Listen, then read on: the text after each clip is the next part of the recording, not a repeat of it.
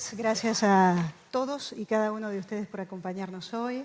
Gracias a la Biblioteca Nacional por ser la anfitriona regia de este encuentro. Gracias al Festival Eñe, en la persona de Jesús, por esta invitación y por haber delineado en su programa de 15ª edición este territorio, este espacio para los amantes de los libros. Y gracias, por supuesto, a Andrés y a Juan Manuel por estar aquí. Ellos no necesitan presentación, son dos intelectuales absolutamente indispensables para pensar el presente y el pasado de esta España enamorada de la literatura y de las ideas. Pero sucede que puede que alguien vea esta conversación por internet dentro de un tiempo y entonces no está de más recordar algunos títulos para que esas personas vayan, corran a la librería más cercana que tengan y los lean, además de escucharlos. Diremos pues que los dos son escritores, los dos son clase en 1953, españoles ambos, Andrés nacido en León, en tanto que Juan Manuel nacido en París. En el caso de Andrés Trapiello, poesía, ensayo, novela y sobre todo ese salón de pasos perdidos que ya lleva más de 20 entregas y que es su diario personalísimo y que es también el diario de estos 20 y tantos años a lo largo de los cuales hemos venido palpitando todo lo que nos cuenta allí, esa unión entre vida y literatura. Sus ensayos indispensables, recordemos uno, Las armas y las letras, El rastro, que tiene tantísimo que ver seguramente con lo que vamos a conversar hoy, porque habla de coleccionismos, de buscadores de tesoros, que a veces son tesoros solo para el que los busca o para el que no pensaba hallarlo y lo encuentra. O Madrid 1945, La noche de los cuatro caminos. Premiado, multipremiado, Andrés Trapiello, recordemos solo el Premio Nadal por su novela Los amigos del crimen perfecto en el año 2003, el Premio Castilla y León de las Letras en 2010 y el Premio Mariano de Cavia en 2022. En tanto que Juan Manuel Bonet es, además de escritor, un crítico de arte, autor de obras de referencia como el Diccionario de las Vanguardias en España, 1907 y 1936, y Los impresos de vanguardia en España, 1912 y 1936.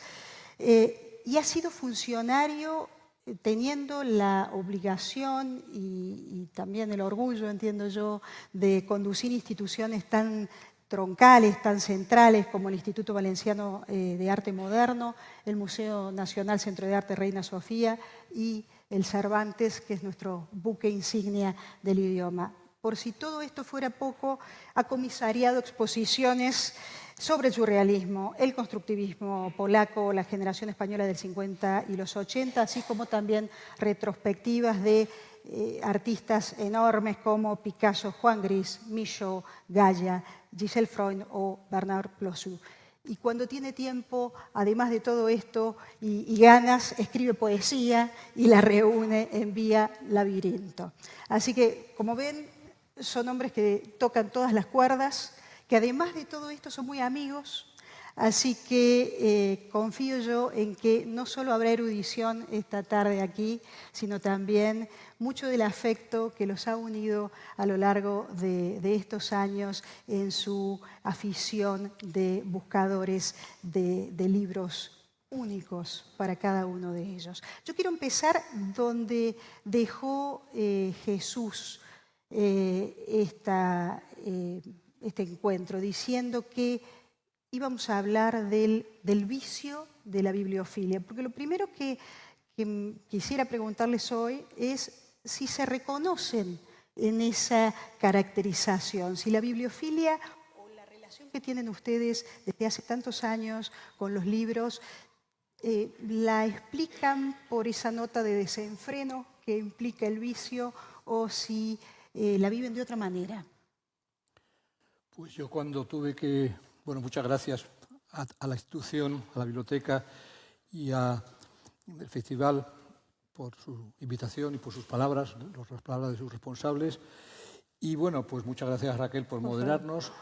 Yo cuando tuve que pronunciar el pregón de la Feria del Libro, no la del otoño, sino la de San Isidro, pues lo titulé Una enfermedad incurable. Y hace poco me invitaron a un ciclo de conferencias la Fundación de Ciencia de la Salud en la residencia de estudiantes y era sobre enfermedades. Y me dije, yo no sé mucho de enfermedades, ¿qué enfermedad? Voy a hablar tú, de la tuya, del libro. Entonces yo dije, bueno, pues tenéis aquí un enfermo del libro, sí.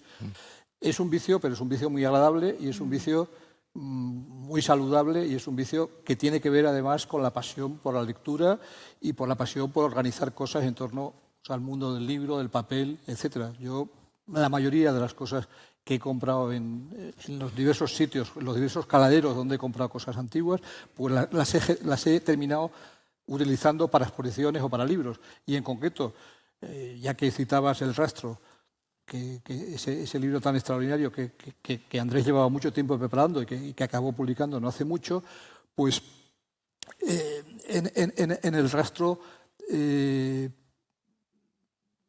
estamos siempre buscando cosas para libros, en concreto 2 libros nuestros, dos que acabas de citar, los 2 en buena medida nacieron del rastro.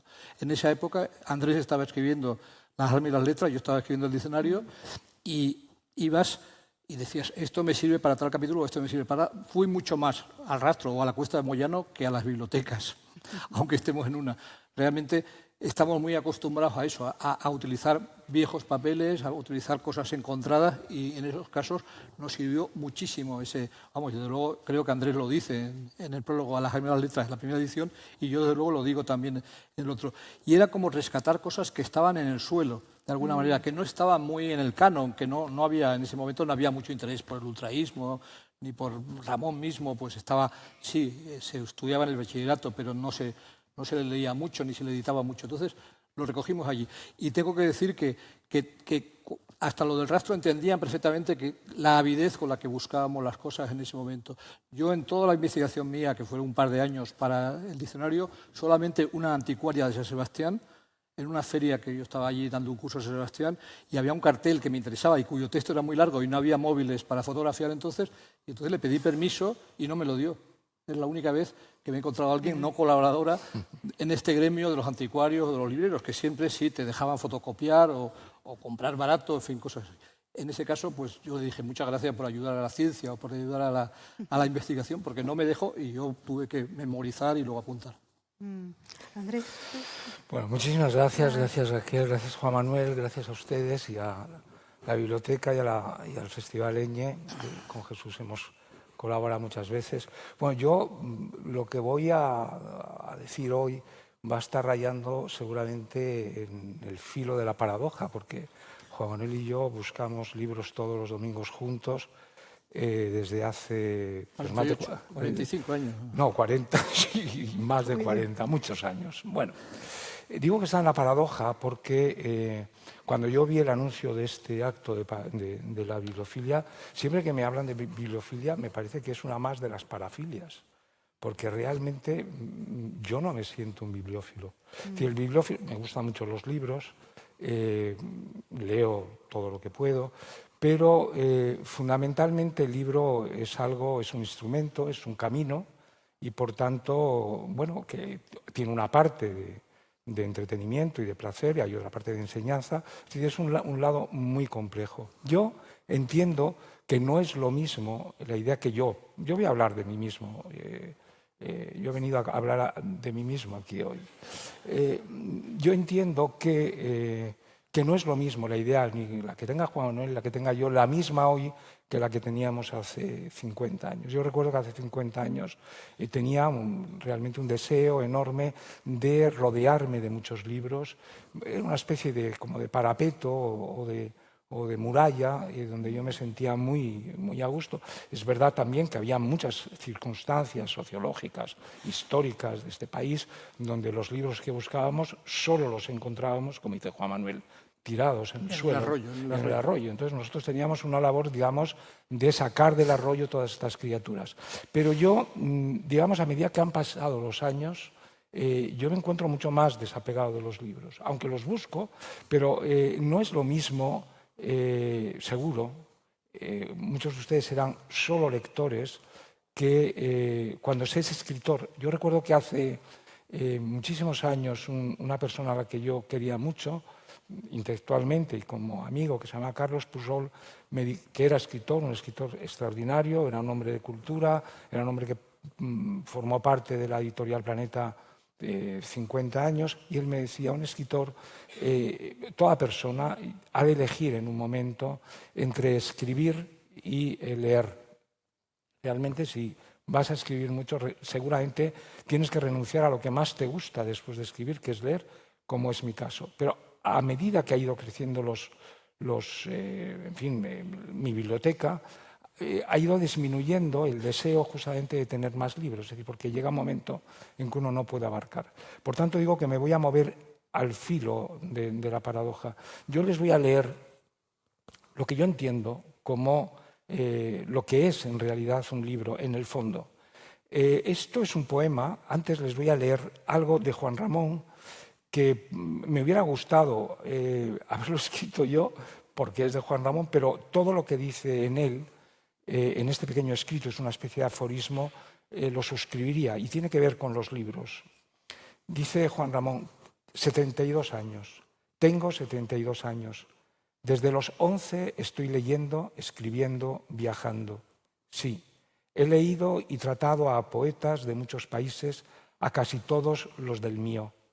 Creo que por todo eso tengo derecho a opinar sobre la escritura española.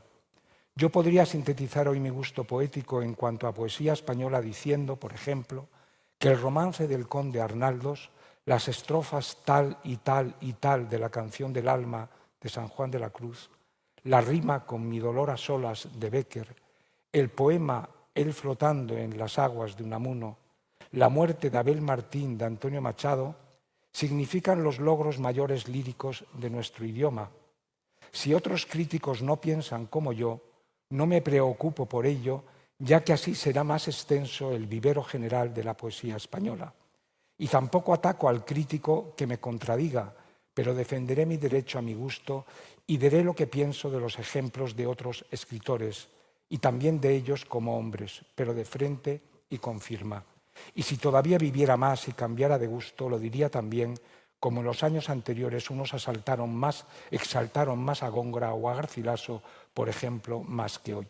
Bueno, en esta lista que, como dice Juan Ramón, están las 5 para él cumbres del idioma español, de la poesía, cita este poema, que es la clave por la cual yo cada vez tengo menos apego a los libros, pero no es un apego material, porque los sigo comprando, los sigo buscando, sino hay un cierto desapego poético, si se quiere, personal e íntimo. El poema al que se refería Juan Ramón, que él cita mal, porque dice, es uno que no tiene título, que está en su cancionero, y se le conoce por el primer verso, el armador aquel de casas rústicas. Alude a un pasaje del Evangelio que igual ustedes recuerdan, en el que Jesús sale de las aguas caminando y se encuentra a los apóstoles durmiendo en la orilla. Y este es el poema. El armador aquel de casas rústicas habló desde la barca, ellos sobre la grava de la orilla, él flotando en las aguas. Y la brisa del lago recogía de su boca parábolas, ojos que ven, oídos que oyen, gozan de bienaventuranza.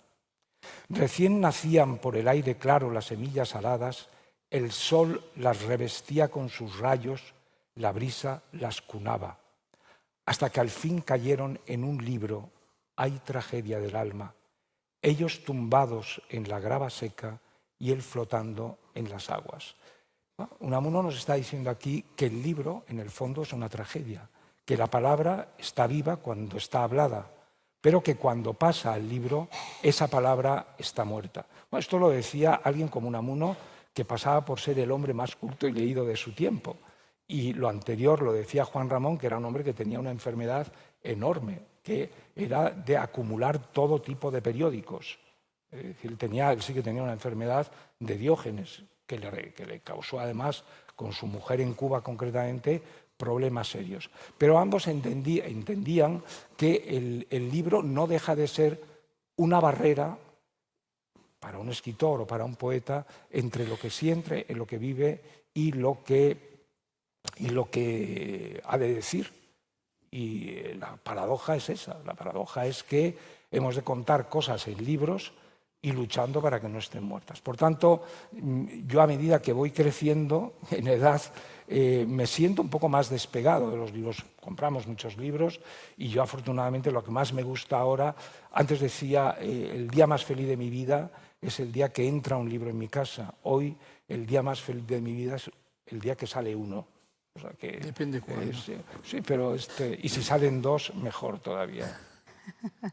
Bueno, le toca tomar la posta a Juan Manuel, No, porque yo sé que él hace purgas de su Sí, biblioteca. todos hacemos purgas, todos hacemos purgas. ¿Cómo administra usted la entrada y salida de libros? No, pues... Sí, es que... Sí, no, pero yo quería más bien hablar de cómo empezó todo esto, ¿no? Vamos al principio. No, porque de alguna manera, pues Andrés está hablando ya desde nuestra edad, pero yo retrospectivamente miro hacia atrás al adolescente en Sevilla y en el campo gallego, ¿no? Y en concreto, bueno, Andrés lo sabe y mucha gente se lo he contado. Mi biblioteca empieza con un libro muy bueno, mi biblioteca de libro viejo, ¿no? Que es Fervor de Buenos Aires, que me estaba esperando dormido en una estantería desde hacía décadas en una casa familiar en la provincia de Lugo.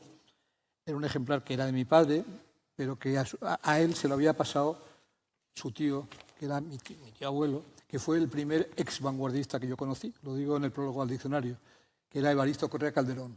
Hay gente, por ejemplo, Javier Riollo, hoy director de Cervantes de Tánger, siempre me recuerda que fue su profesor de instituto en Alcalá de Henares. Y Fraga, siempre que me lo encontraba, me decía, don Evaristo, mi profesor del Instituto de Lugo en la guerra y en la inmediata posguerra.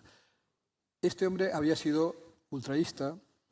En mi antología del ultraísmo no lo puse, porque no había sido un poeta importante en ese momento. Solo escribí después un libro de poemas gallegos, pero en ese momento escribía más bien prosas. Bueno, pero en cualquier caso fue el primer ultraísta, retratado por Barradas y metido en Pombo, retratado por Solana, en fin, un personaje que me introdujo de lleno, digamos, en esas vanguardias que yo buscaba ávidamente a través del libro de Gloria Videla, la argentina Gloria Videla, en Gredos, el libro todavía bastante útil suyo, y buscaba en La Rea, que acababa de editar Barral, versión celeste, y todo eso pues tenía ese cordón umbilical con eso que venía de mi padre y venía de mi tío abuelo. Y entonces pues yo me metí un poco por ese sendero. Ese sendero yo creo que era una buena base, tener ese libro como punto de partida, ¿no? Porque es un libro que Borges se supone que se tiraron 200 ejemplares, tiene una tapa maravillosa de Nora Borges, que es una casita de Buenos Aires de estas de una o dos plantas con unos aspidistras por ahí, en fin, una cosa muy porteña toda, y bueno, y es un libro muy importante en el cual, aunque se dice que no es ultraísta todavía, y Borges todavía no había renegado de todo eso. Ese fue mi camino, y a partir de allí pues empecé a frecuentar en Sevilla, en concreto el Rastro de Sevilla, que se hace los jueves, que se llama El Jueves, que entonces era mejor que ahora, y luego, bueno, cuando ya llegué a Madrid, pues continué por esa senda, empecé a ir a la Cuesta de Moyano. Berchi, que era un librero muy querido por ambos de la Cuesta, pues me recuerda que yo era soldado en ese momento, venía del cuartel, a la 1:30 llegaba delante de la plaza donde ahora está el Reina Sofía, que después yo dirigí, pues ahí bajaba y entonces me iba a la Cuesta de uniforme todavía y me tenía por un soldado que compraba libros. Y en esa época empecé a comprar allí y luego empecé a ir al Rastro. Yo fui un poquito antes, yo creo que Andrés, y en concreto yo siempre decía, pues habíamos yo creo que ya empezado a ir, pero íbamos siempre tarde. Y yo un día se me ocurrió ir a las 8. Dije, no, es que yo estaba siempre quejoso, es que a las 3 ya lo quitan, no, hay que ir a las 8 o antes. Y entonces ahí empezamos... No, tienes que contar por qué fuiste a las 8, eso es importante. Pues no sé. Porque venía de marcha. Bueno, claro, no se había acostado. No se había acostado porque eso fue... Pues no me acuerdo si fue eso, pero en cualquier caso así fue, que empezamos. Y tuvimos la suerte de que en esa época, de repente, en la calle que baja, los árboles que yo no vi, esos que tú me dijiste, de repente dije, oye, hay unos árboles ahí, yo no los había visto nunca. Andrés los describe en su libro y yo no los había visto. Pues enfrente de esos árboles había un señor que era medio tangerino, ¿no? O era, bueno, iba mucho a Marruecos y que sacó una biblioteca extraordinaria. Y por ahí andaban los de Moyano buscando libros. Varios, aquel que nos pisó Ramoneo de Pérez de Ayala, Ramoneo de Pérez de Ayala nos los pisó uno, Berchi y su mujer, en fin, iban por allí y ellos tenían un poco de derecho de pernada. Nosotros éramos los últimos de la fila. pero empezamos a comprar cosas que ellos no compraban. Ellos se iban más a las grandes figuras y nosotros pues nos conformábamos con pillar a Antonio Espina o algún peruano o algún argentino. Y ahí fue donde nos enganchó realmente esa adicción que seguimos manteniéndola. Y aunque Andrés dice que ya pasa, pero no es verdad. No es verdad. Bueno, no es verdad. Yo voy a contar también los inicios, porque yo creo que son importantes. Es decir, hay algo que la comunidad de lectores nos une. Es decir, que hay un poema que cita Juan Manuel siempre, que es un poema de Fernando Fortún, que le hizo el lector que buscas en los libros, ¿no? Entonces, realmente la comunidad o la familia, por usar la palabra que habéis usado antes, la familia de los lectores, nos iguala esto, ¿qué buscamos en los libros? Es decir, hay una especie de carencia en la vida que encontramos en los libros unos de una manera u otra. Bueno, yo mi inicio a la literatura, supongo que tiene que ver con mis orígenes de niño. Tú encontraste el fervor en Buenos Aires, yo encontré el Oliver Twist de Dickens. Cuando yo tenía 6, 7 años, yo tenía un tío cura que se llamaba César, que era el capellán del Hospicio Viejo de León. Vivía con mi abuela en el hospicio. El hospicio era un lugar, en efecto, dickensiano, absolutamente, un caserón lúgubre, bastante sombrío, húmedo. Murió mi abuela y mi tío pues se quedó sin nadie que le atendiera, era un hombre joven todavía, y llegó a mi casa con una biblioteca, la suya propia de cura de aldea, pues, se puede decir, y una pequeña biblioteca de un tío suyo, por tanto, tío abuelo mío, que había sido poeta modernista, ya había muerto, poeta modernista también local, y era una biblioteca rara, porque había, recuerdo, muchos, 3 o 4 libros de Amado Nervo, había libros de Rubén Darío, había media colección de la revista La Esfera, había libros de Julio Verne en las ediciones de Flammarion en España, con los grabados famosos de ¿cómo se llama el francés? De Doré. Bueno, y entre ellos estaba este libro de Oliver Twist. En mi casa, éramos una casa enorme de gente, porque eran mis padres, 9 hermanos, y mi tío el cura, y aquello era una casa muy ruidosa. Pero había una parte arriba en la casa a la que teníamos prohibido ir, porque era peligrosa, realmente era una especie de desván o de sobrado, donde había las habitaciones, o sea, el suelo propiamente era de cañizo, porque era el techo de las habitaciones de abajo, y si caíamos en el cañizo se podía romper y podía haber un accidente. Y por tanto nos tenían prohibidísimo subir, pero yo tomé la costumbre de subir, porque era el único sitio de la casa donde había cierta paz y cierta tranquilidad. Y ahí empecé a leer, y yo escribí muchos años después un poema sobre ese momento, sobre esa viga, porque escribí mi nombre con una... Entonces los niños llevábamos todos navaja, con 7, 8 años, todo el mundo llevaba una navaja. Yo no. Tú eres de París, pero aquí todo el mundo llevaba una navaja. Y los niños, y con una de esas navajas, en una de esas vigas, yo recuerdo que grabé mi nombre, ¿no? Y por tanto, lo que es la lectura, entiendo yo, para casi todo el mundo, es una especie de reducto donde está defendido uno o su intimidad de la mejor manera, que es con la imaginación. Es decir, que nos proporciona un mundo a nuestra medida y nosotros hacemos a nuestra medida aquello que leemos, tanto sea poesía, sea historia, sea incluso en un ensayo, lo vamos transformando. Es decir, que al final entendemos, todo el mundo, además de una manera muy natural, que para nuestra supervivencia espiritual necesitamos alimentar el espíritu de la misma manera que se alimenta el cuerpo. Y yo en ese sentido sí he sido siempre un hombre de una dieta muy variada, es decir, eso que decían nuestras madres, hay que comer de todo. Yo desgraciadamente he leído de todo, seguramente mucho más malo que bueno. Igual que, en fin, siempre refiero que yo creo que soy la persona que ha visto más películas malas en España, porque como no tengo memoria, las puedo ver 3 veces. Entonces, solo me acuerdo de que ya la he visto al final. Digo, anda, pues si esta ya la había visto. Bueno, con los libros afortunadamente no es así, porque lo que te requiere el libro es mucho tiempo.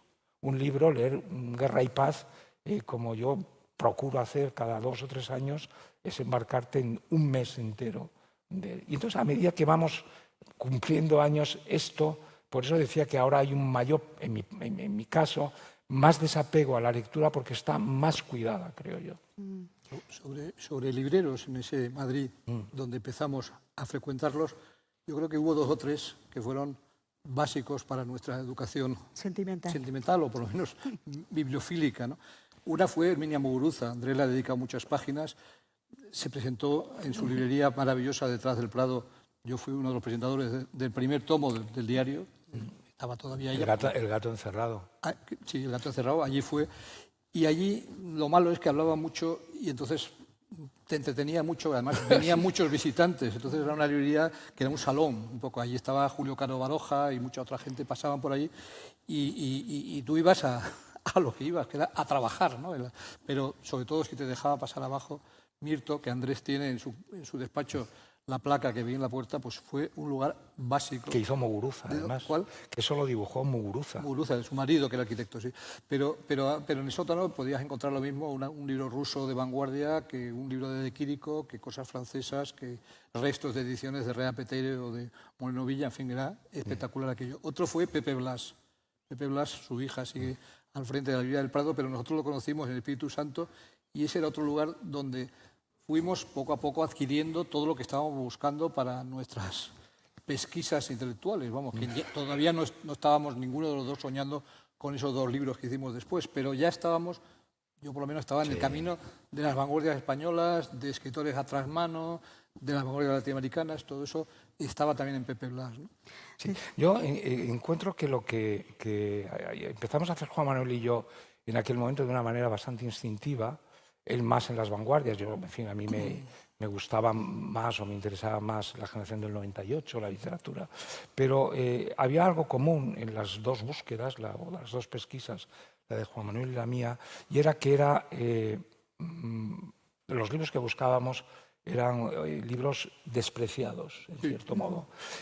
Porque veníamos de una especie de malentendido que a mí me gusta siempre recordar, que era el malentendido de la literatura española, tanto de vanguardia, todo el ultraísmo, Ramón Gómez de la Serna, Cansinos, Asens, todo el 27 incluido, y por supuesto el 98, veníamos del malentendido de que, digamos, la izquierda española, en ese momento, la poca izquierda que había militante, consideraba que la literatura española, por el hecho de ser española, excepto muy pocas excepciones, Antonio Machado, Valle Inclán acaso, y Baroja por extravagante, la literatura española era una cosa de franquistas. Y por tanto, que cuando tú coges una revista, yo cito siempre este caso, una revista como Cuadernos para el Diálogo sobre la novela joven española en ese momento, donde estaban todos, Marcé, Hortelano, Benet, etcétera, les preguntan qué escritores les gusta. Ninguno de ellos, absolutamente ninguno, siquiera Cervantes. Es decir, todo el mundo unos citan a Joyce, otros a Faulkner, otros a... En fin, no recuerdo, pero recuerdo que lo llamativo era esto.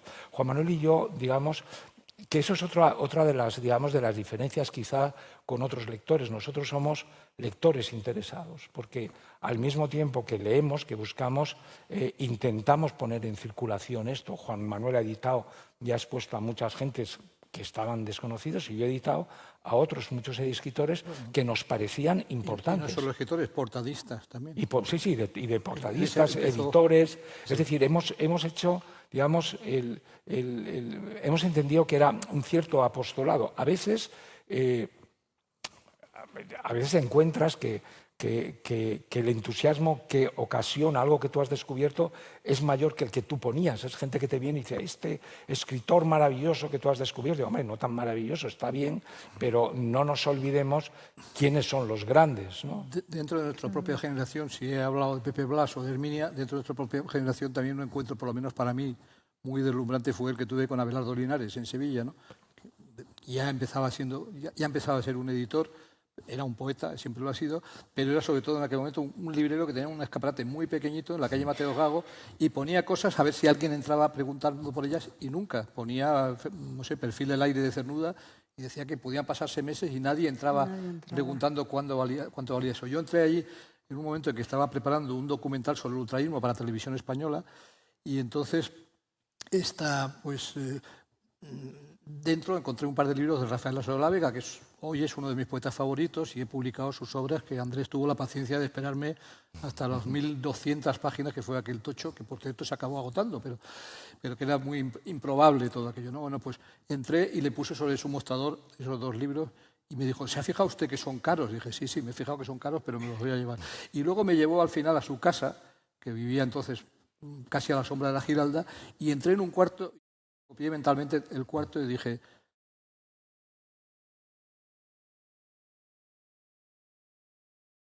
Bueno, era como un hermano mayor, un poco. Sí, yo creo que... Es más o menos nuestra edad, pero sí, en esa época nos llevaba mucha ventaja. Sí. Nos llevaba mucha ventaja.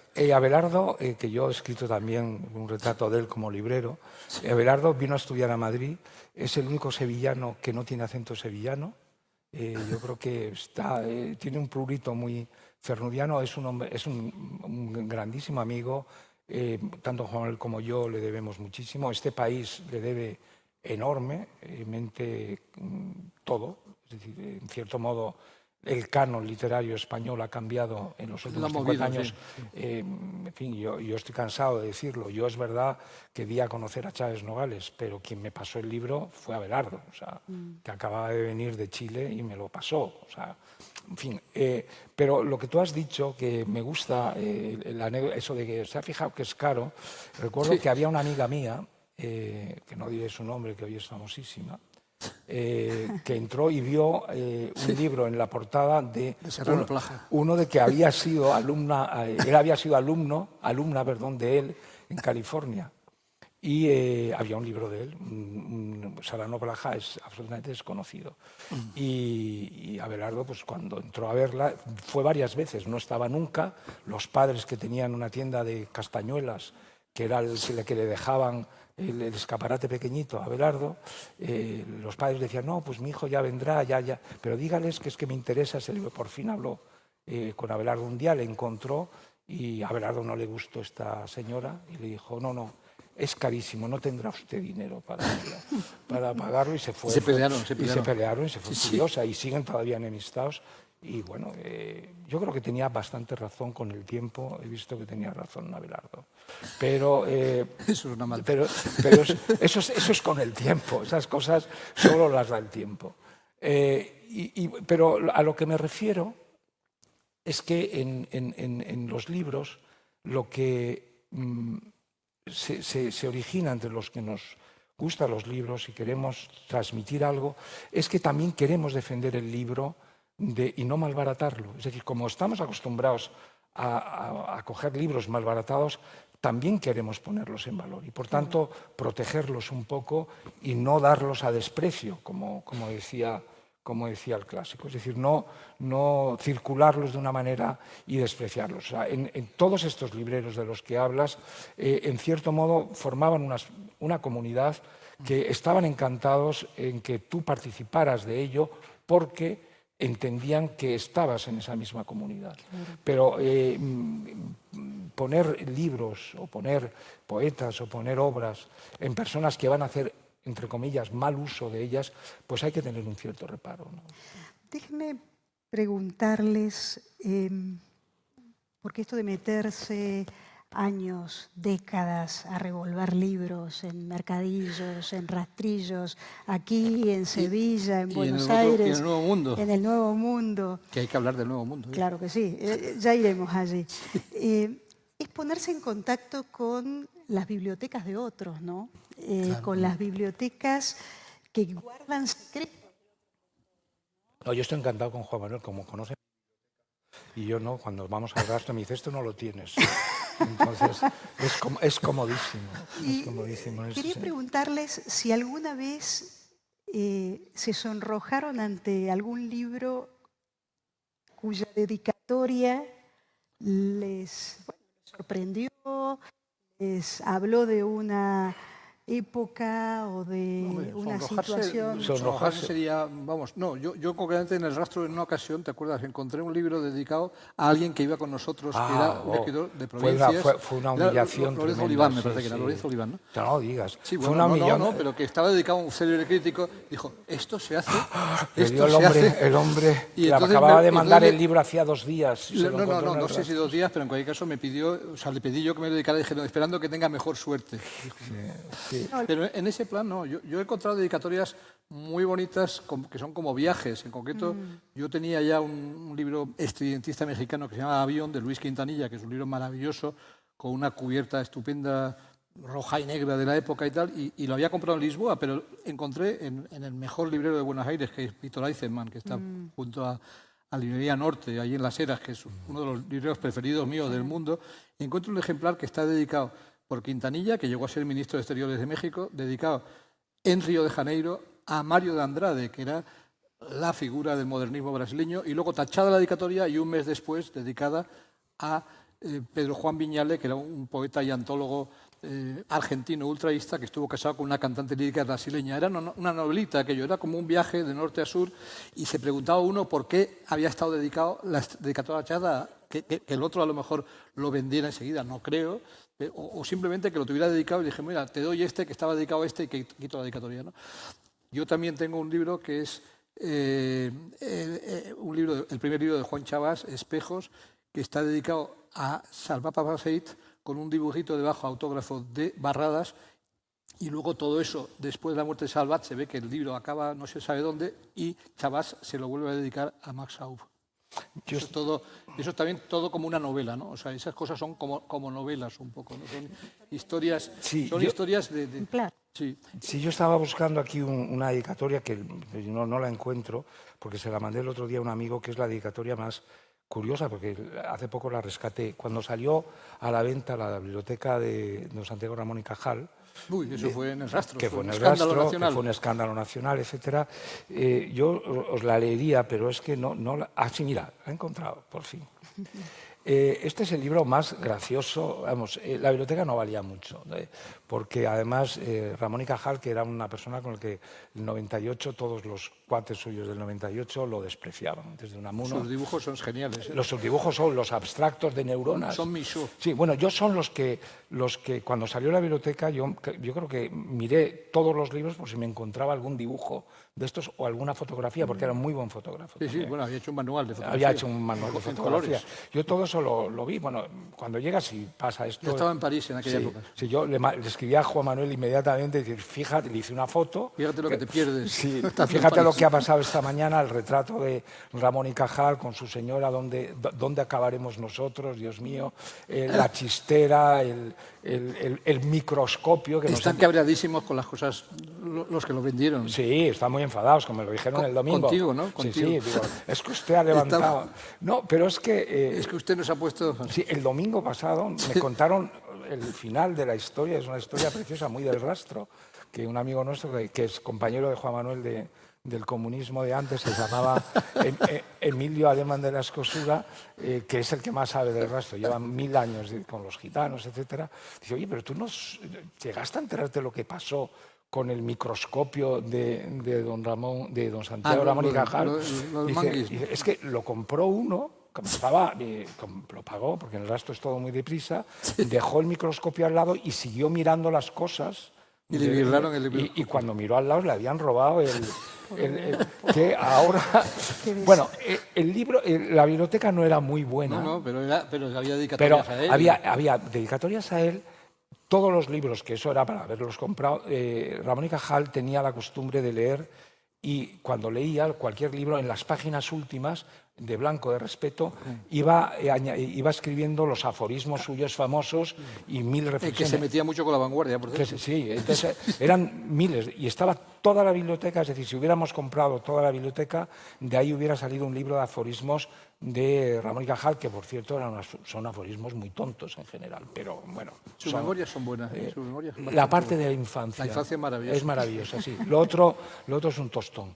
Bueno, y entonces, entre todos los libros, yo encontré el único que me interesaba porque me interesa el personaje que era Mario Rosso de Luna. Mario Rosso de Luna era un escritor de Logrosán, de la generación del 98, que fue famoso porque descubría cometas a ojo, no con telescopio. Era teósofo, ¿no? Era teósofo, sí. Y, bueno, como diría un catalán, poca broma. O sea, es decir, descubrió 5 cometas, 2 de ellos llevan su nombre. Bueno, pues tenía un libro que se llama Beethoven Teósofo, que es un libro novenal, y con una dedicatoria al principio, en la página de respeto, que dice: a su majestad el rey don Alfonso XIII, con todo respeto, Rosso de Luna. Y eso está tachado con una aspa y pone abajo: al excelentísimo señor don Santiago Ramón y Cajal, maestro. Antaño dediqué a su majestad el presente librito que, como edición privada y agotada, tiene valor bibliográfico. Un palatino amigo no se atrevió a ponerle en manos del soberano sin antes pedir permiso para ofrecérsele. Me pareció depresivo y recogí el ejemplar único que poseo y que hoy son el mayor placer y que hoy con el mayor placer le ofrece su devotísimo Mario Rosso de Luna. Pues mira, yo tengo, como sabes, también un ejemplar, un libro de la biblioteca de Alfonso XIII. Ah, sí. Sí, que es bueno, Lasso sí, de la Vega. Lasso de la En Vega. concreto, este poeta ultraísta, que es el que más me gusta por muchas razones, de su historia muy borgiana, muy de inventarse máscaras, de falsificar su propia obra, pues yo tenía de siempre un ejemplar corriente de Pasaje de la Poesía, el libro del 36, donde ya empieza a falsificar toda su obra anterior, publicado en París. Tenía ese ejemplar. Luego fuimos un día a comprar libros a casa de la viuda de Ruano, Andrés y yo, y un librero de viejo, Gulliver. Todo esto ya se ha contado y todo eso está escrito ya en los diarios y en todas partes, con lo cual se puede decir ya los nombres. Bueno, compramos varias cosas. Y en concreto yo compré el ejemplar de Ruano encuadernado en chagrén y con un escudo, vamos, estampado, lacrado y tal. Entonces, bueno, ya largué el otro ejemplar. Pero de repente un día en un librero de Tarragona encuentro un ejemplar que era el número 1. Estaba como si hubiera pasado por la trinchera, por fuera. Pero dentro estaba dedicado en junio del 36, un mes antes de la Guerra Civil, desde París a Alfonso XIII en Roma. Y lógicamente lo compré. En ese caso lo cambié porque pedía mucho el librero y en otro viaje que hice a Tarragona le llevé un maletín de libros y lo cambié por ese ejemplar. Mi mujer siempre dice que busco pretextos para quedarme con 2 ejemplares de las cosas, pero en este caso tenía su lógica. Tenía su lógica. Yo quiero contar otra dedicatoria porque esta es bonita. Un día Juan Manuel y yo, en un librero que no sé si tú citaste en la conferencia, creo que sí, a Fina, del Rastro. Fina, sí. No lo cité, pero la debería haber citado. Sí, quizás, porque ahí Fina era una mujer que había trabajado en la calle Libreros. Hubo libros de Tomás Heral, ¿te acuerdas? Sí, bueno, sí. No, un día ella había trabajado, estaba casada con un hombre muy simpático que no sabía nada de libros. Que le sobrevivió, ya tuvo un cáncer, en fin, era una mujer relativamente joven y bueno, es una mujer estupenda. Sí, no sabía mucho de libros, pero había maravillas. Pero había maravillas. Bueno, y en una ocasión a mí me sacó un libro, porque además era que cada domingo nos ahorraba tener que ver toda la librería, nos sacaba de debajo los que habían entrado nuevos, con lo cual no tenías que ver. Que tú dices, libros que tenían que tener lucecitas. Lucecitas, entonces, y en uno de esos fue la primera novela de Galdós, el primer libro de Galdós, que es La Fontana de Oro, dedicado por Galdós, de puño y letra, a José María de Pereda. Y bueno, pues es una dedicatoria que está muy bien y yo años después o meses después, leyendo la correspondencia entre Pereda y Galdós, hay una carta de Pereda donde le reprocha a Galdós que no le mande los libros. Entonces yo pensaba, ¿para qué quiere mandárselos si finalmente los vende y está en el Rastro? Yo en Fina me ocurrió una cosa divertida que también la recordarás porque íbamos juntos, que encontré un libro sin cubierta ni nada que se llamaba De mi Villorrio, Luis Carlos López, Madrid, imprenta y tipografía de archivos, claro, donde publicaba Juan Ramón sus primeros libros, y yo dije, joder, luego le llamé a Andrés, oye, que he descubierto que es un poeta buenísimo, que no lo conocemos, debe ser, no sé, de algún pueblo, no sale en ningún sitio, claro, no había Google entonces, y después me acabé enterando que era el poeta nacional No, el cartagenero. poeta nacional, el poeta local de Cartagena de Indias, que allí tú has visto, yo no he estado. El monumento, las monumento a los botas. zapatos viejos tiene un poema que dice, un soneto, que dice, te amo, ciudad, mi vieja ciudad, te amo como se ama un par de zapatos viejos, ¿no? Y hoy sé que es cartagenero, todavía no he ido a Cartagena, pero... Sí, esto yo creo que lo que sí... pero esas cosas las encuentras No, a veces así. Y lo que está bien, es decir, nos pasó también con otro poeta que es un poeta soriano, que es Bernabé, sí. Bernabé Herrero. Es decir, que te encuentras Que un... no has editado, al final. Sí, que yo finalmente lo edité, pues lo mismo que Juan Manuel con Luis Carlos López. Te encuentras un Bernabé Herrero, no sabes quién es, coges allí mismo de pie, abres por 2 sitios y dices, oye, qué poeta tan bonito, De o qué emociones poema. sencillas. Sí, sí, Un libro, emociones sí, sencillas. sí. Y entonces te lo llevas a casa y empiezas a indagar y de pronto esto produce una enorme alegría, ¿no? O sea, Es que todavía hay, ¿Qué? que todavía hay alegría. Sí, sí, de estas cosas, porque no está todo... Bueno, y por lo mismo que decíamos antes, es decir, en las postrimerías del franquismo, si hubiéramos hecho caso a los preceptores de la literatura, probablemente nada de lo que hoy está normalizado lo habríamos leído. Claro. Es decir, ni siquiera Juan Ramón Jiménez. O sea, Juan Ramón Jiménez, con todo el premio Nobel que tenía encima un desprestigio que le habían echado encima toda la generación del 50, los Gil de Viedma, los Castellet, etcétera, y que, bueno, nosotros, digamos, sí que desempolvamos a todos estos escritores que son hoy, como digo, la espina dorsal de la literatura y del gusto literario español. Por tanto, yo creo que cada época tiene la obligación de revisar, un poco lo que dice Juan Ramón en lo que les he leído al principio, de que él da esos 4 o 5 grandes poetas y dice, bueno, y si yo cambio de gusto, pues también lo diré, pero que nadie me... Y si me lo quieren rebatir, yo lo defenderé. Es decir... Yo por mi parte, lo que decía Andrés, de que ahora prefiere largar libros que incorporarlos, que tampoco es totalmente cierto. Yo creo que sí sigue incorporando novedades. Yo por mi parte he diversificado bastante mi campo de acción, en el sentido que yo estoy entre el arte y la literatura, ¿no? O sea, entonces ya son 2 campos. Pero le he añadido, por ejemplo, la música. Me he puesto a coleccionar partituras hace unos cuantos años. Tengo una colección que empieza a tener su gracia con alguna dedicatoria de Falla u otros. Y las partituras tienen poemas o musicados, tienen portadas, cubiertas, vamos, muy bonitas, a veces, de Picasso o de no sé quién, o de Natalia Goncharova. Entonces, eso ha sido un nuevo campo. Otro nuevo campo fue la fotografía. Yo al principio no sabía escribir de fotografía o creía que no sabría hacerlo nunca, y ahora escribo bastante sobre fotografía y he hecho libros con varios fotógrafos. Y también he abierto la sección fotografía o la sección arquitectura. Casi todo con un cierto abanico que va de 1890 a 1950, más o menos. Pero también se puede ampliar un poco hacia atrás, un poco... Siempre se está inventando uno nuevas Reinventando cosas. todo el tiempo. ¿Y hay áreas que hayan salido, áreas de interés que hayan salido de sus bibliotecas con el Todos los correr del días. tiempo?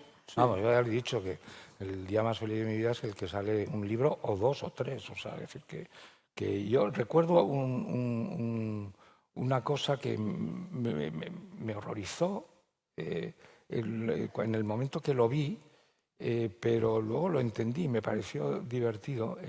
Carlos Pujol tenía una biblioteca extraordinaria un día un día que estuve en su casa comiendo Pero más con de él. lector que de coleccionista, ¿no? Tenía Era de lector, sobre todo de lector.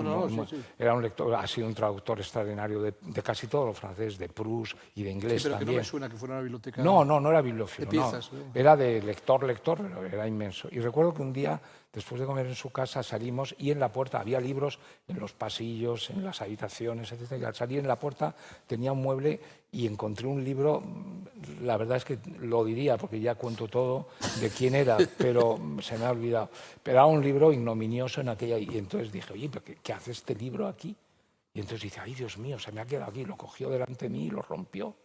Y yo, que es la primera vez que he visto romper un libro, casi me da una congoja. Impresiona un poco, sí. Pero luego no sabes qué alivio. Bueno, Juan Ramón hacía esa cosa.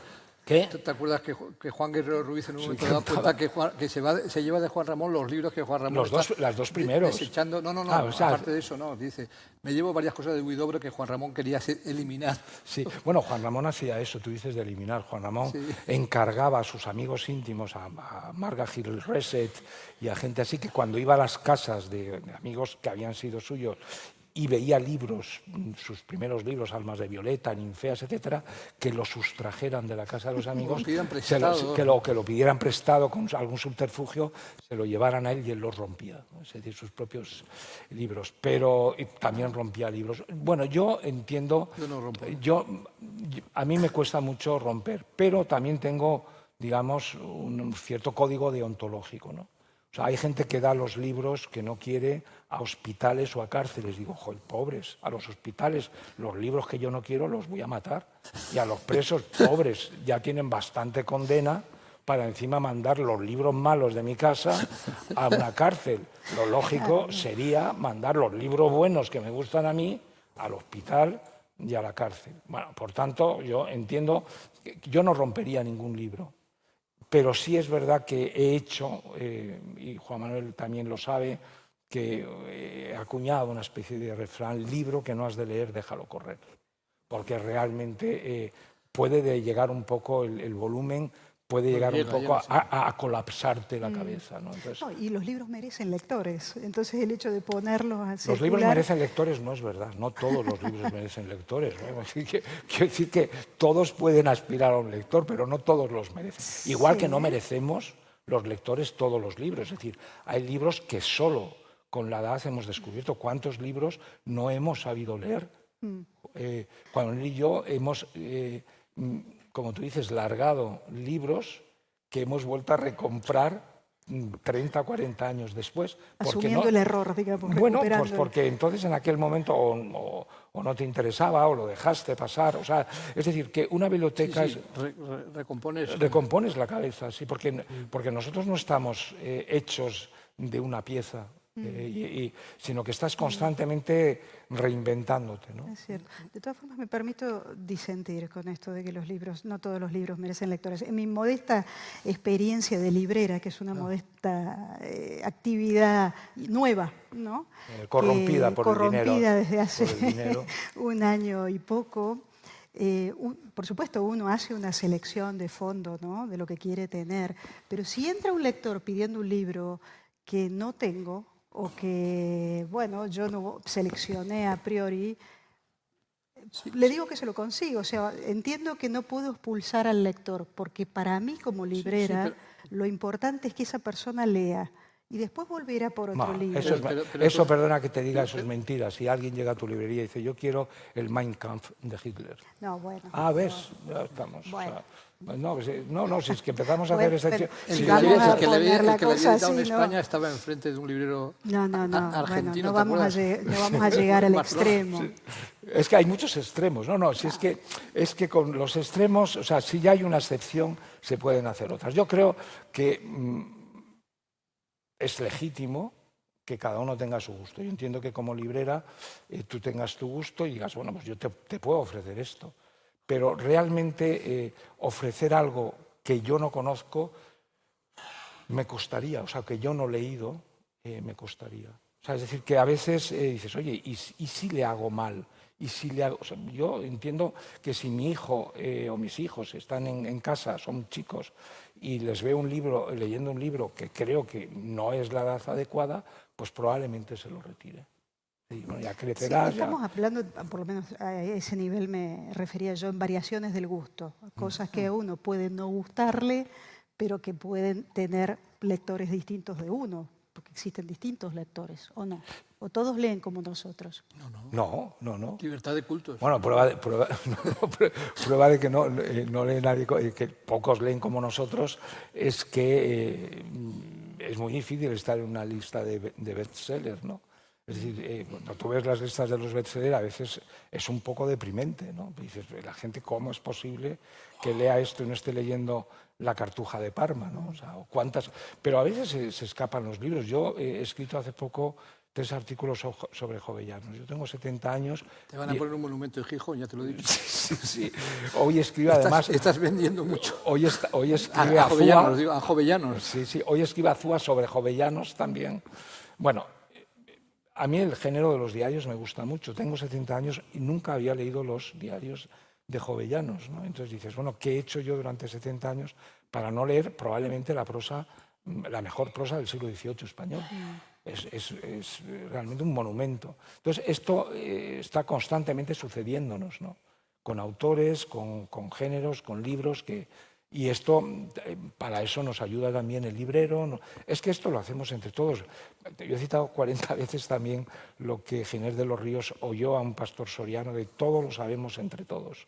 O sea, yo a Juan Manuel le debo muchísimos libros, supongo que al revés también. Es decir, yo aprendo mucho con Juan Manuel. Abelardo nos ha enseñado muchísimas cosas, es decir, que nadie lo sabe todo. Llevaba 5 años de ventaja él. Bueno, ya los hemos recuperado. No, porque luego al final, hombre, digamos, la parte melancólica de todo esto es un poco como la Torre de Babel, ¿no? O sea, es decir, tú vas haciendo una torre, una biblioteca, no deja de ser una especie de proyecto total de comprensión del mundo, pero nuestro tiempo es limitado y el Luego las espacio... torres y luego los edificios se hunden. Se hunden, Sobre sí. todo los de la casa de campo. Yo ahora Entonces, acabamos de tener nosotros que hacer unas tenemos problemas, o sea, temporales y espaciales, ¿no? Entonces, quizás por eso hay que ahora yo me encuentro con la tesitura de ir reduciéndolo y quedar, digamos, un poco... No me lo creo, pero bueno. Bueno, no. Hay una fascinación, creo yo, hay una fascinación... No me lo he dejado aquí, me lo he dejado en casa. Bueno, esto antes de que nos echen... No, y tenemos que abrir preguntas al público, me han dicho. Bueno, así que fíjense... Yo quiero decir algo de América también. Bueno, cuando quieras. los que tienen bibliotecas numerosísimas y presumen de leerlo todo, mienten. Tienen solo una cultura superficial de índice de mariposeo. Con lo que hay que hacer en el día, leer, escribir, corregir, pensar, poner en limpio, estudiar idiomas, visitas a un museo, a un concierto, a una mujer, a un amigo, comer, bañarse, pasear algo, dormir, no hay tiempo para leer, sino bien pocos libros. Eso que es de Juan Ramón. Juan Ramón. Y decía otra que siento que esto ataca, como tú dirías, la línea de flotación de tu negocio, que decía Juan Ramón, para leer mucho, comprar poco. Esto, como he dicho antes, todo es paradójico, pero nosotros, justamente, si mantenemos en la línea adecuada esto, haremos que progrese. El problema es colapsar. Es decir, llegar un momento en que llega un momento que te paraliza, es decir, tienes tanto que leer que le pasa un poco mal al Filipito de Mafalda, o sea, que llega que no puedes hacer, es decir, ¿por dónde empiezo? Bueno, yo entiendo que el atractivo al final de cada uno es el famoso soneto de Quevedo, entre pocos y bien escogidos doctos libros, etc. Yo creo que el ideal de todo el mundo es unos pocos doctos libros y releídos. Abres muchos, yo por lo menos abro constantemente nuevos. Sí, yo también, sí. Yo estoy todo el día, ahora. pero yo procuro cerrar más que abrir.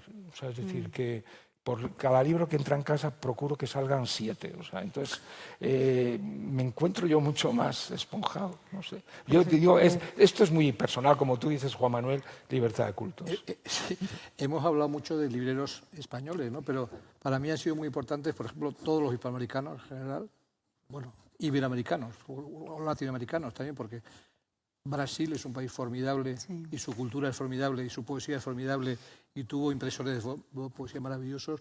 México, que te cuento, con su exilio además español, Argentina, y todo eso, a partir de este momento que empezamos, yo desde luego empecé en el 89, 90 a viajar a México, Argentina, Uruguay, a Brasil, todo esto, para mí abrió un montón de estanterías virtuales más. Yo en esa época tenía 4 libros brasileños, hoy tengo baldas y baldas brasileñas o uruguayas o argentinas y tal. Y luego para mí está también, claro, los años que yo viví en París. Yo nací allí, pero había vivido solo hasta los 3. Yo ya había frecuentado ciertos libreros de París que te enseñaban muchísimo, Claude Oderello, Bernard Gauguin, Pierre Saunier, que es un tipo que tiene unas estanterías maravillosas, simbolistas, todo es por encima de los 500 euros, pero luego hay que, de vez en cuando acabas picando en algo. No, pero todo eso, y claro, estuve 5 años cuando dirigí allí el Cervantes, viviendo en París, y claro, todos los días tenías esas tentaciones, que de ahí vinieron cajas y cajas y cajas nuevas, ¿no? Entonces, España está muy bien, pero también el mundo existe, es muy ancho. Sí, es muy ancho. yo diré Ancho y que ajeno, como yo decía. que he visto también muchas librerías del mundo con Juan Manuel, Bueno, hemos estado juntos en Montevideo, hecho, en Buenos Aires. hacemos un tándem muy bueno porque a él le gustan mucho los libros y a mí no me gustan tanto. Bueno. Pero entonces como él le gusta mucho Debe Eso ser es un bueno mito. para regatear. Eso es O sea, un esas duplas- Esto es para ir en plan típico. No, a mí me gusta mucho, sobre todo, como sabes muy bien en el libro del rastro, las historias más que los libros. Y las historias que hay alrededor de los libros viejos, de los sitios, las almonedas, etcétera.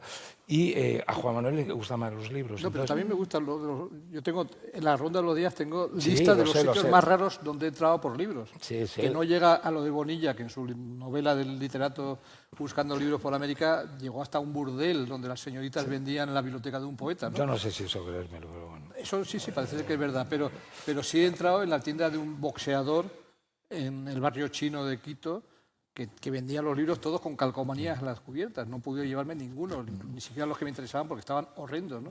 Y he entrado en una pajarería en Tudela, en fin. Sí. Por ejemplo, Juan Manuel y yo estuvimos en Budapest. Sí. comprando No, en Bucarest, libros. En Bucarest, perdón. En Bucarest.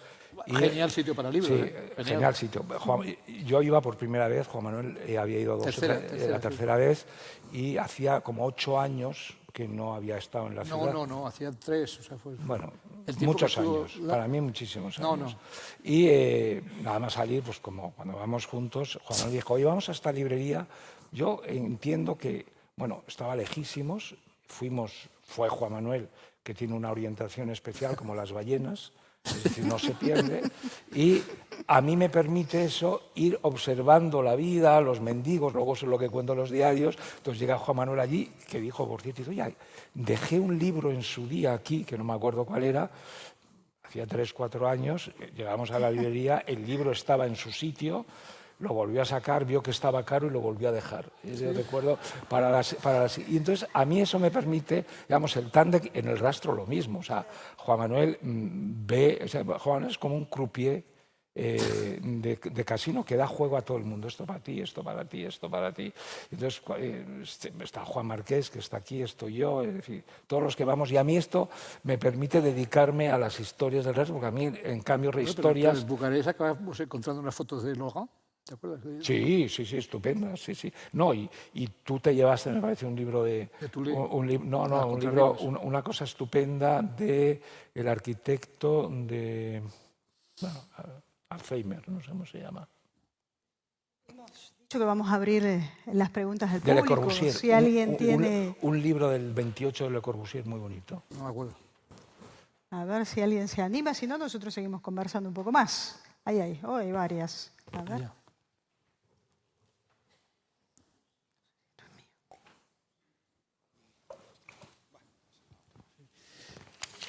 Antes, Andrés Trapiello dijo de pequeño dónde le gustaba leer.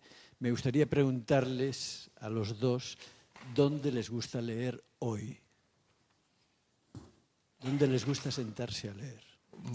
¿Dónde me gusta leer hoy? Bueno, yo normalmente por un problema de espalda me gusta leer tumbado y en mi casa, o sea, no, pero puedo leer en cualquier parte, o sea, puedo leer en un café, en un tren. A mí me gusta muchísimo leer en el tren. En el tren es estupendo. En el tren me pasó una cosa curiosa, que fue me llevé un día a un tren a Málaga, me parece que me iba en el AVE, me llevé el San Juan de la Cruz, editado por Bergamín en México, con el lomo de Ramón Gaya, unos oros preciosos. Era marrón el mío, yo creo que los hacían en varios colores. En cualquier caso, a la vuelta lo dejé en el tren. Fui a Objetos Perdidos y nunca volvió a aparecerme. Bueno, pues un día en Vambes, que es uno de los rastrillos de París a los que iba todos los sábados, salvo cuando me ponía a la Sorbona en plan faena algo, pues no iba, entonces iba el domingo. Pero entonces un día había un montón de libros españoles, me salieron algunos Aguilares y tal, y era la biblioteca de un poeta peronista argentino.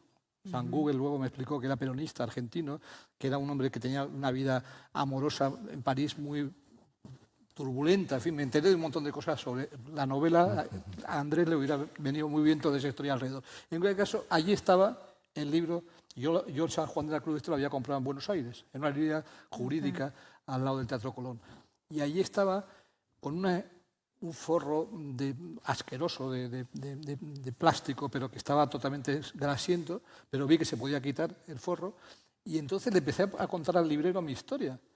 Y casi, vamos, casi le doy un abrazo. Y el librero dijo, ¿este loco qué le pasa? ¿no? Yo le dije, mire, es que este libro lo he perdido en un tren, lo ha hecho el lomo un amigo mío, Ramón Gaya, tal, y el otro, bueno, 5 euros y ya está. Qué maravilla. Había otra, creo, ¿no? Otra. Ahí está. Sí, a mí también me ha pasado que presté un libro hace 50 años y hace pocos días lo he comprado de segunda mano en la calle Larión Eslava. O sea, que esas cosas pasan. La persona que se lo presté falleció y debieron de sus nietos venderlos. Entonces, el otro día le pregunté a Juan Manuel Bonet en la residencia de estudiantes cuáles eran sus 3 libros que valoraba más de estas compras que ha hecho. Entonces, hoy te toca a ti, Andrés. Te voy a pedir, Claro, dime los 4 libros que más valoras de todas estas compras. Y que conste que yo se me hunde la casa también. Porque tengo los libros de mi bisabuelo y de 2 tíos abuelos. Bueno. Te contaré la última joya que yo he podido encontrar. Dime los 4 que más o menos valoras más de estas búsquedas concienzudas que has hecho durante años.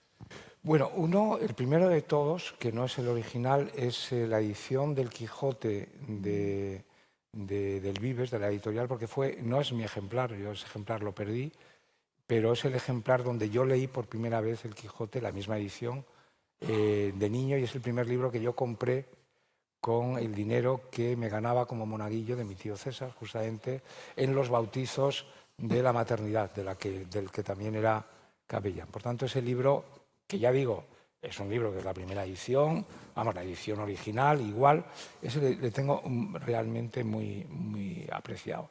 El libro que antes he dicho de Galdós, pues soy muy galdosiano, tengo más libros dedicados de Galdós, pero ese fue por ser el primero que encontré dedicado a él. Y el tercero no es propiamente un libro, está encuadernado como un libro. Es un libro de Juan Ramón, es una cosa que en imprenta se llama un mono, que es una especie de maqueta de la antología para niños, y es el original de Juan Ramón. Es decir, todo está hecho por Juan Ramón y es un manuscrito de Juan Ramón, ¿no? Entonces, esos 3 libros, hay más, pero vamos... y hay otro, porque soy muy barojiano, me has pedido 4, ¿no? Vidas sombrías de Baroja, la primera edición, dedicada por Baroja a un para mí desconocido, pero que es muy raro, porque teóricamente ese libro, si es verdad lo que dice Baroja, que no tiene por qué serlo, quemó toda la edición un día en Vera, porque estaban pasando mucho frío, y los ejemplares que quedaban de Vidas sombrías los quemó. Por tanto, debe ser un libro. Desde luego, yo nunca he vuelto a ver ese libro en mercado más veces, el de Vidas sombrías, que lleva, por cierto, un retrato de Ricardo Baroja estampado en la portada, ¿no? Pero vamos, hoy te digo estos 4 libros y a lo mejor dentro de 3 años te digo otros. Pero bueno, estos me hacen especial ilusión, ¿no? Hay una más, 2 más.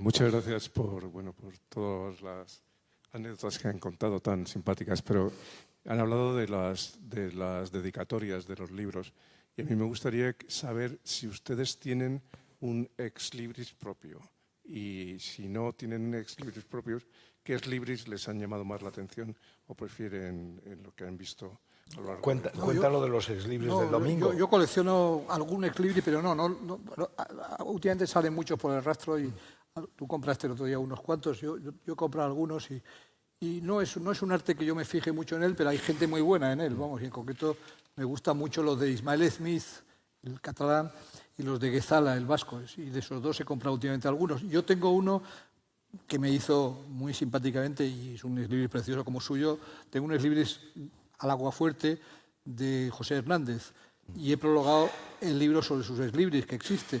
Pero la verdad que nunca lo he usado. Lo he regalado a algún amigo, yo no sé si te lo he dado a ti, supongo que sí. En cualquier caso, lo tengo más bien como algo fetiche, pues un poco como...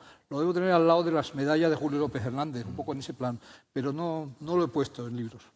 Yo no tengo ex libris, pero hay uno que especialmente me gusta mucho porque lo hizo un amigo nuestro, que es Gaya, que es el Perejil de Juan Ramón, que luego yo creo pero que... ese es un libro editorial, es un poco sí, distinto. pero luego la casa museo y el Bueno, legado lo como sello, lo han sí. puesto como un sello y es muy bonito. Pero yo no tengo... Porque además me costaría mucho, porque los libros, como saben muy bien, tienen que tener algo que les represente al autor del libro y aparte de poner su nombre. Y yo si pienso en mí mismo, pues yo no he tenido el talento como Juan Ramón de elegir el perejil como lo que le representa, porque además Juan Ramón elige el perejil porque el perejil es con lo que coronaban en Esparta a los héroes. En Atenas era el laurel y en Esparta era el perejil, creo recordar, ¿no? Yo, si algún día encontrara esto, pues a lo mejor me haría unos libros, pero no me animo, porque seguro que elijo uno y al año ya me estoy arrepintiendo y ya no puedo cambiar los libros anteriores. O sea, que eso en mis herederos. Había otra pregunta por aquí, me parece. Sí. Ahí va.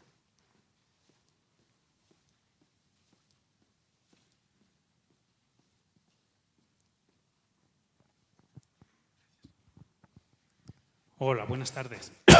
Se ha citado a Pepe Blas, a Berchi, a Hermenia Muguruza y en Salón de Pasos Perdidos hay una librera de la calle Cedaceros, Isabel.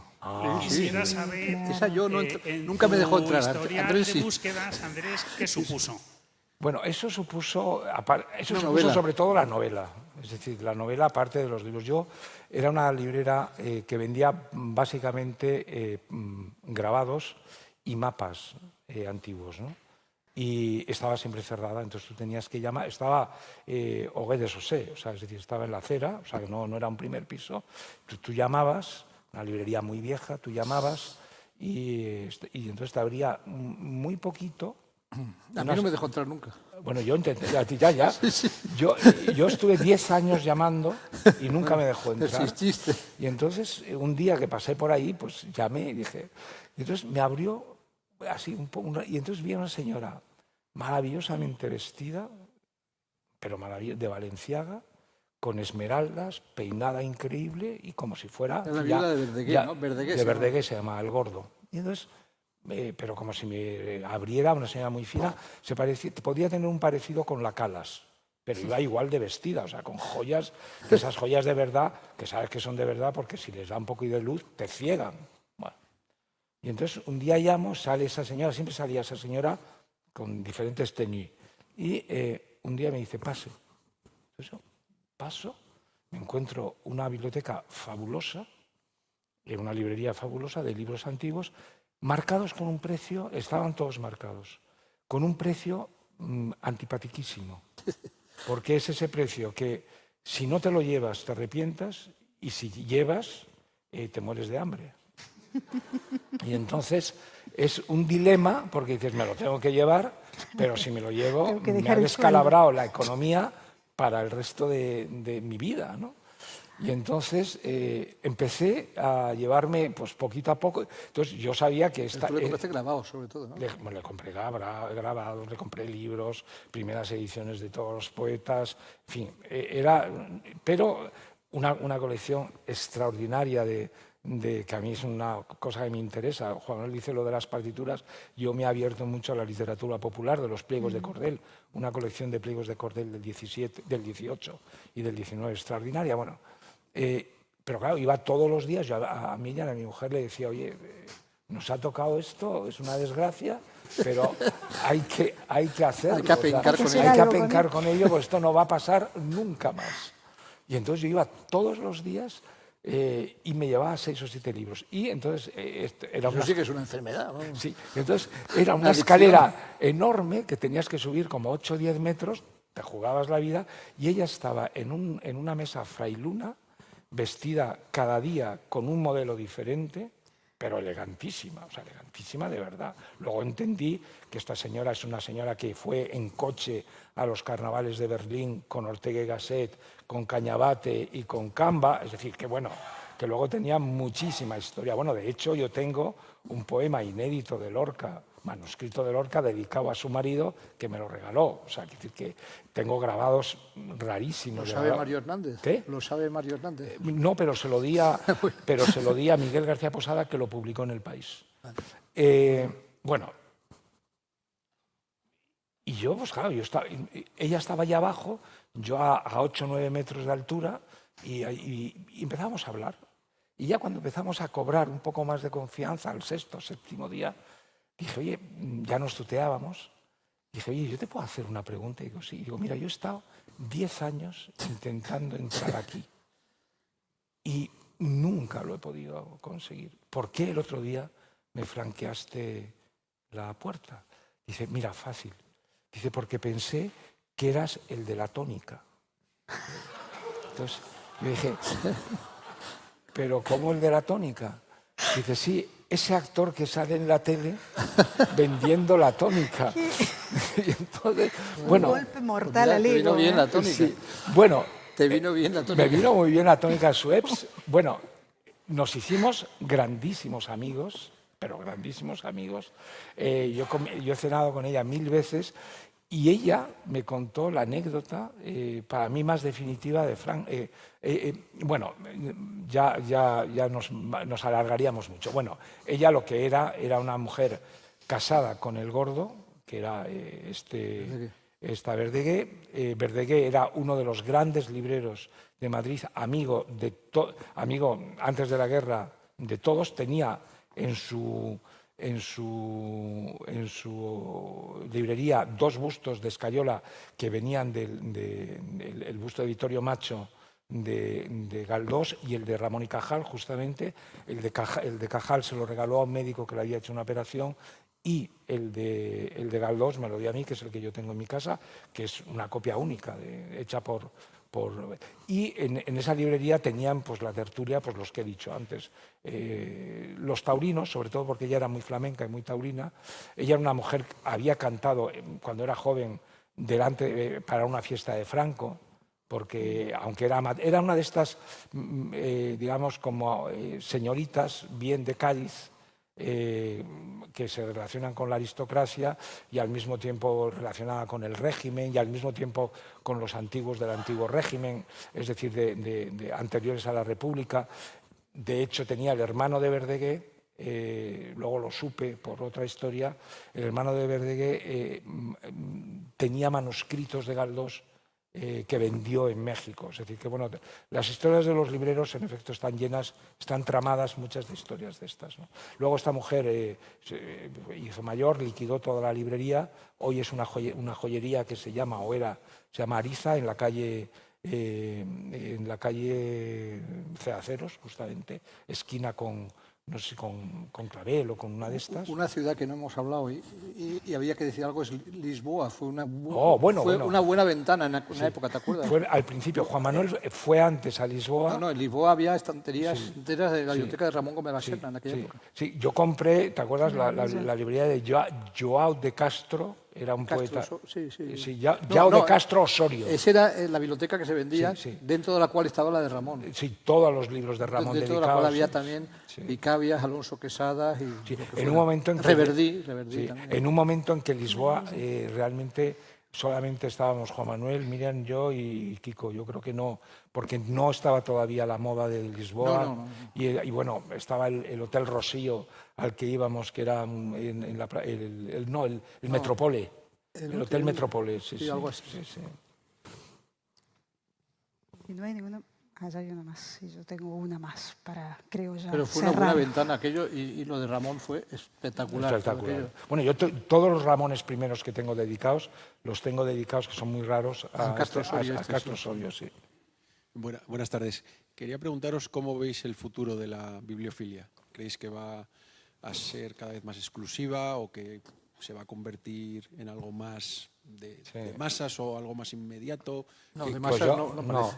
Bueno, yo te respondería aquello que le dijo un escritor catalán a otro que le preguntaba ¿cómo ve usted esto de la literatura? Pues mire, mal. Cervantes muerto, Quevedo muerto y yo con 80 años. O sea, no, pero sobre, por ejemplo, lo de Internet, o sea, yo no sé, al principio yo compraba bastante por Internet cuando me animé a hacerlo y ahora he vuelto a pasar. Yo compré, la primera vez que compré, hablando con Juan Manuel una vez que le estaba en el año 2001 o 2002, cuando empezó esto de Internet, que era muy descreído y tal. Y yo recuerdo que cuando estaba hablando con él, estaba pidiendo por internet, buscando un libro, que luego, en fin, tampoco es una joya, pero es un libro muy raro de Sánchez Mazas, se llama Persiles, que es un libro que es... yo ya perdón, lo tenía, España-Vaticano. España-Vaticano, sí, España- firmado Persiles. Sí. Sí, firmado Persiles. Entonces era... Yo lo había comprado en el rastro. Yo no lo tenía. Y Pelucho había dicho que era un libro extraordinario, etcétera. Entonces, un amigo nuestro. Entonces, yo recuerdo que hablando con él, no, pues esto es una cosa que promete. Sale el libro, me sale en una librería de Australia, lo compro y me llega a los 2 días. O sea, entonces dije, bueno, esto es realmente magia, el Edén. Bueno, yo sí compro mucho en Internet, pero sobre todo compro no buscando libros importantes, sino libros de consulta, libros que me faltan. Sí, Para no, mí no, es sí, muy sí. cómodo eso. Sí, además para el libro de consulta ha abaratado el libro de consulta. Sí, eso está claro, es muy... Pero, vamos, a mí no me hace mucha gracia de todo ese mundo. Yo compro sobre todo, por ejemplo, para el libro de Madrid, que al final he tenido que leer muchísimas cosas que no me interesaban nada, pero como estaban muy baratas, me salía más barato comprarlo que ir a la biblioteca a buscarlo. Entonces, o sea, perdía menos tiempo y al final es verdad que es una ruina, porque todos esos libros de Madrid, el 90% han vuelto al librero de viejo, o sea que no... Una vez que los he visto, pues era como 2 metros cúbicos de libros, ¿no? Yo tengo una última pregunta porque creo que ya es hora de ir cerrando y es si tienen decidido qué va a pasar con sus bibliotecas cuando no estén ustedes aquí. No yo por lo menos no soy de ningún pueblo, que eso... Tenemos a un amigo que es Antonio Pérez, que le han puesto su fundación a 300 metros de su casa parece que no se han llevado nada y le llevan pagando un sueldo 30 años, porque era el pacto. Es una maravilla. ¿Qué? Es una maravilla eso. Está muy bien, pero que eso, quien tenga un pueblo y quien tenga esa circunstancia, pero vamos, siendo de París. No, quien y tenga un viviendo en pueblo Madrid, y alguien al que le pegas el clavo. O sea, A ver, no, pero- pues tiene que ser alguien no, que pero diga, que en tengo una España, biblioteca, póngame un pero sueldo. en España, Bueno, por pues, ejemplo, hay muchas bibliotecas que han desaparecido y luego hay unas cuantas que se han consolidado, que son sitios bastante geniales. La Casa de Azorín en Monóvar es genial. El legado de fundación, vamos, los legados que hay en la CAM de Alicante, que también es la misma que lleva lo de Azorín, pues tiene la biblioteca de Miró. tú contabas el otro día... En Las Palmas está Galdós, en Las Palmas está también Espinosa, Quesada, Fernando González y varios más en la biblioteca pública de allí. En Santander están juntas casi, pegadas la una a la otra, la de Méndez Pelayo y la de Gerardo Diego, la de Cosío, ese tipo de cosas. Yo creo que está muy bien. Sí, tú el otro día de todos modos decías, cosa que es verdad, que la tragedia que hay ahora en la conferencia tuya de la salud, que el problema es que ya nadie quiere las bibliotecas, porque primero hay muchísimas bibliotecas. ¿Ya? O sea, en América, por ejemplo, los hispanistas no... los hispanistas las dan en los Estados Unidos, las dan. A mí me lo Y no las contaron quieren, en Boston, me lo contaba un hispanista diciendo... En el Cervantes teníais que hacer algo con esto, porque aquí se mueren hispanistas y sus bibliotecas no quieren sus libros. O sea, tremendo. Pero, por ejemplo, el caso de estas que yo digo son muy buenas, todas estas que digo. O sea, lo de Gerardo Diego, ¿te acuerdas? Estuvimos hace poco y viste todo lo que hay ahí. Sí, Ese tipo de cosas está muy bien. A mí me gustaría, es decir, que... Yo no me lo planteo, o sea, es decir, que es un poco como qué va a pasar con mis camisas, qué va a pasar con mis... Es bastante distinto. Sí, bueno, es bastante distinto. ¿qué va a Has pasar pasado 45 con mis... años No, pero por dirigiendo ejemplo, cada ¿Qué va a día. pasar con mi casa? ¿Qué va a pasar con mis huesos? No, pero por ejemplo... No, son mis huesos, les tengo más cariño que a los libros. Pero por ejemplo, hay cantidad de legados que se han perdido y hay estos cuantos que sí se han consolidado y que son muy, muy... Vamos, en Elche, en Orihuela, el bibliotecario de Orihuela, por ejemplo, ha hecho un conjunto muy bueno y la Fundación Miguel Hernández tiene también un conjunto muy bueno. Yo soy mucho más práctico en esto, es decir, pase lo que pase... Max Sau en Segorbe. Si pase lo que pase, estará bien. Es decir, si se mantienen reunidas, la de Juan Manuel es una gran biblioteca, la mía pues más modesta, claro que sí. pero si se mantienen reunidas, bien. Y si nuestros seres queridos las venden, también bien, porque darán alegría parecida a la que tuvimos nosotros cuando compramos esos libros. Por tanto, en esto yo soy bastante relativista. Es decir, que A veces los conjuntos tienen importancia porque explican, añaden historia y, en fin, narran un poco nuestras vidas, ¿no? Pero eso se está haciendo y deshaciendo constantemente. Y a veces a mí me impresionó muchísimo una cosa que contaba Zobel. La de Zobel se conserva. Que es una gran biblioteca. A Zobel le hicieron, porque ya le conocíamos, le tratábamos, en ese momento le hicieron, no sé si presidente de honor, de una biblioteca en Harvard. Harvard tiene, no sé si 80 o 90 bibliotecas. O sea, hay diferentes bibliotecas extraordinarias. Español y para de español es impresionante. O sea, tiene todo. Yo estaba ahí. Bueno, pues a él le hicieron presidente de una biblioteca que contenía los libros de toda la Universidad de Harvard que no habían sido consultados en los últimos 100 años. Una biblioteca rarísima, en un sótano, dice que era como un sótano en el quinto piso, que había que bajar con escafandra, ¿verdad? Porque no había ni oxígeno ni nada. Bueno, a mí que me presenten eso como futuro mío, bueno, pues voy a encontrar yo creo que bastante más ameno el nicho. O sea, no sé. En Buenos Aires la de Sur Solar es maravillosa. Sí, la de Sur Solar. sí. No sé qué haga. Yo no... Magnífica. Tú no has contestado la pregunta, pero ¿qué va a pasar de nuestras bibliotecas? Pues Yo he dicho las que me gustan como están puestas. sí, no. Yo creo que lo importante... O sea, una biblioteca, desde luego, lo que tiene que estar es viva. Viva, claro O sea, que es decir, entrar y salir mucho. Y ya un consejo práctico a la gente que nos escucha tan amable, las bibliotecas hay que hacerlas de vez en cuando liposucción. ¿En qué sentido? Es decir, liposucción es que los libros están todos así. Bueno, no pueden estar. Después de esos que están así, esos que ponemos así, esos hay que quitarlos. Claro, esos hay que quitarlos de vez en cuando para que solo estén en este sentido. Pues... Todos los que están así es que sobran. Entonces, No. Bueno, esta conversación va a seguir, parece que es una pelea que mantienen desde hace años, así que los vamos a aplaudir y agradecerles mucho.